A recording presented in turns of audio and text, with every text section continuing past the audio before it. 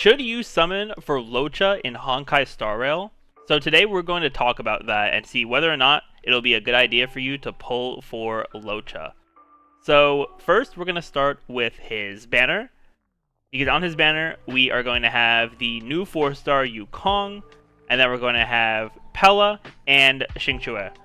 Now, just to go over these characters really quickly, I'm not going to go over Yukong too much in this video because I'm going to cover her in a separate video since she is new, so I do want to go a little more in depth. So if you're interested in that, definitely be sure to leave a like and subscribe to the channel as well. But then for the other two, Pella is a very good Nihility character who specializes in lowering enemies' defense. And Xingqiu is a very good DPS character of the Erudition path. And she is going to be a little, inconsistent at times because she has a very luck-based mechanic, but under the right conditions, she can do a lot of damage.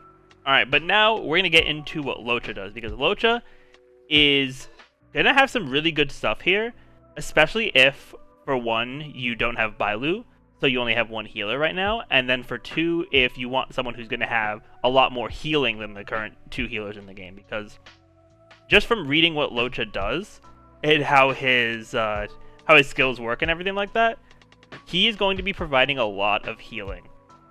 So yeah, so let's take a look here. So his normal attack is just basic, deals imaginary damage to a single enemy. Nothing really too crazy there. Then we get to his skill, which is it immediately restores the target ally's HP equal to 40%, or whatever percent it is based on the trace. It's 40% at level 1 though. To a percentage of Luocha's attack plus a flat number as well. And he also gets a stack of Abyss Flower, which we'll go over Abyss Flower once we get to his talent. But when an ally's HP percent becomes equal to or less than 50%, his skill will basically just activate automatically and applied to that ally, and it will not consume skill points, which is absolutely huge. And even though while the effect can only be triggered every 2 turns, this is still going to be really good, because sometimes, and I'm sure people who have been playing through, Memory of Chaos, maybe have been struggling a little bit in Simulated Universe, have noticed that in certain fights, it's kind of hard to keep up with the healing sometimes if you're not quite as built up for it. But Luocha is going to be able to heal passively as well, which is going to be really nice, because Natasha's passive healing is great, but the main thing with that is that I'm pretty sure at the beginning of the character's turn, whereas for Luocha, if their HP drops down below 50%, it will, and the skill is usable, it will just activate, which is super nice. So yeah, he's definitely gonna have some really good healing there. Then we get to his ultimate. He removes 1 buff from all enemies, which is a little Nihility kind of thing, which is cool, even though he's Abundance. We definitely do like having that that uniqueness to him as well. He deals imaginary damage to all enemies, and he also gains a stack of Abyss Flower from his ultimate.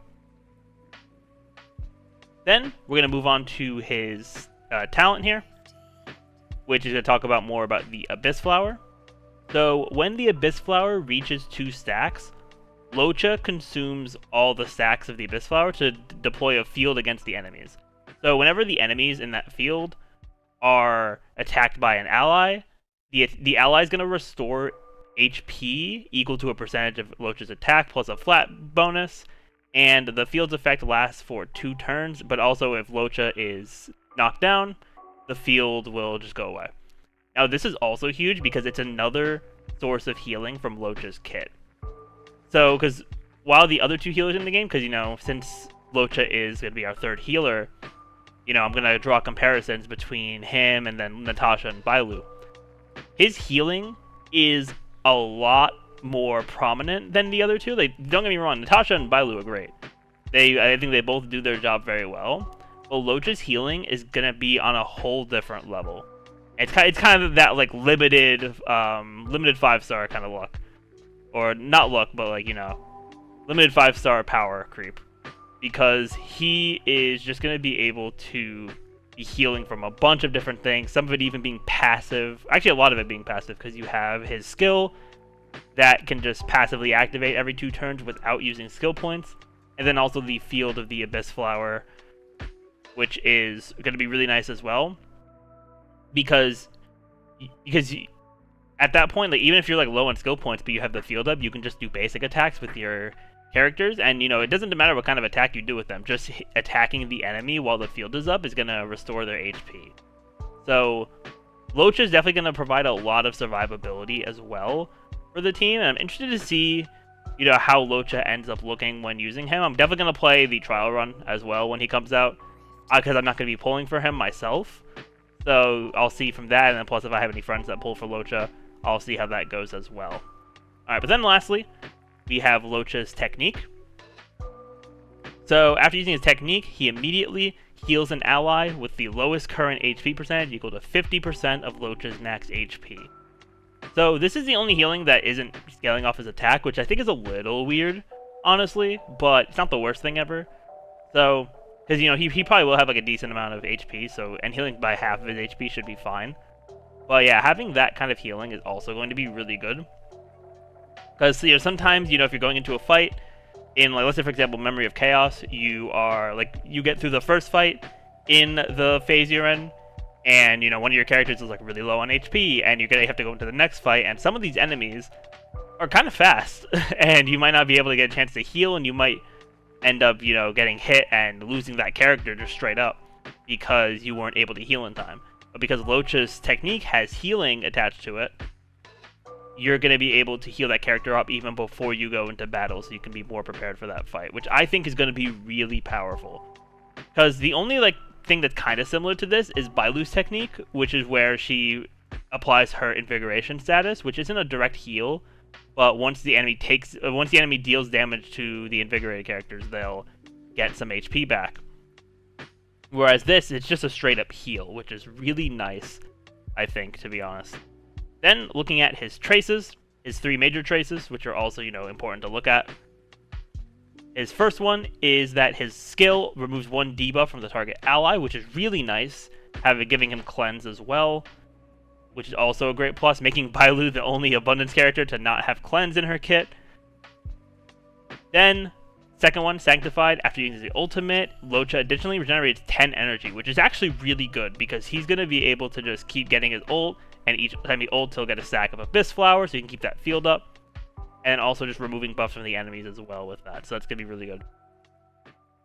Alright, and then the final major trace, first Through the Valley. Damage received by Luocha from a single attack cannot be higher than 80% of his max HP. That's actually crazy. Because that means he can, like, if you're fighting a really tough stage, you can't get one-shot if you're at full health. So that's actually really good. And if you know, if you let's say you're at full health and you take, you know, the 80% of your max HP, all of a sudden, oh look, his passive skill will activate, and then you'll get healed. So Luocha is looking absolutely crazy as a healer. He definitely has that, like, limited 5-star kind of kit. You know, he definitely has things that I think are going to make him much better than Natasha and Bailu for sure. I think both Natasha and Bailu will still, you know, be relevant, because, you know, there only are 3 healers in the game right now, 3 abundance characters, so they will be relevant. And also, since Luocha is a limited 5-star, you know, not everyone's going to summon for him, so they still definitely have value. But I think just based off his info alone, Luocha is going to be the most powerful healer in the game, probably for a while. And I think if you're someone who is wondering about, you know, getting a second healer, or maybe like Natasha and Bailu aren't like always cutting it for you, and you're like trying to build them up, and you want someone who would just be stronger at base in terms of like their healing, I think you pull for Luocha, because not only that, his skill, a lot of his healing scales off his attack, so you're going to be doing pretty good damage with him as well. He might be able to, I mean, I'll have to see how like damage numbers look with him, but he might be able to even pass as a sub DPS even with his him having to get a lot of attack for his healing. But yeah, let me know what you all think in the comments down below. I think Luocha is a very good option to summon for if you are, you know, trying to pull for a healer. He has some good banner units as well, and as I said, we're going to talk about Yukong in our own video. Give her some spotlight, go over her kit. But yeah, with that, everyone, thank you all for watching. If you enjoyed, be sure to leave a like, comment, all that fun stuff, and I will see you all next time.